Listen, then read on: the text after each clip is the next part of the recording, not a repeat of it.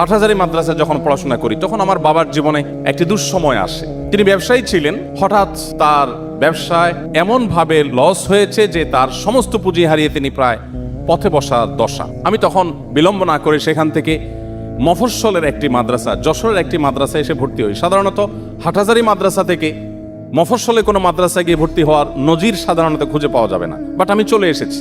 কেন এসেছি? আমার বাবাকে হেল্প করতে হবে, অর্থনৈতিকভাবে তাকে সাপোর্ট দিতে হবে।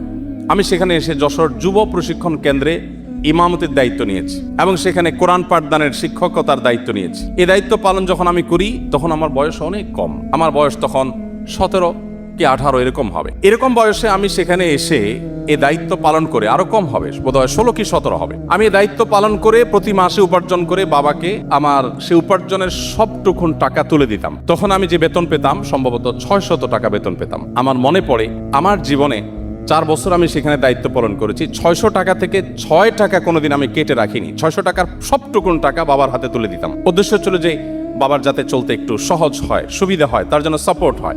আমি নিজে কষ্ট করে চলতাম এবং 3 থেকে 4 কিলোমিটার বাইসাইকেল রান করে ক্লাস করতাম, যেতাম। এই কথাগুলো আপনাদেরকে এই জন্য বলা, আমাদের তারুণ্যর কথা মনে উঠলে আমাদের মনে হয় যে খেলাধুলা, বিনোদন, জাস্ট হেয়ালিপনা, জাস্ট আড্ডা, জাস্ট এমন সব কাজকর্ম যেগুলো প্রোডাক্টিভ কিছু নয়, না তার জন্য, না তার পরিবারের জন্য, না সমাজের জন্য, না দেশের জন্য, রাষ্ট্রের জন্য। আসুন আমাদের তারুণ্যকে আমরা প্রোডাক্টিভ কাজে ব্যয় করার চেষ্টা করি।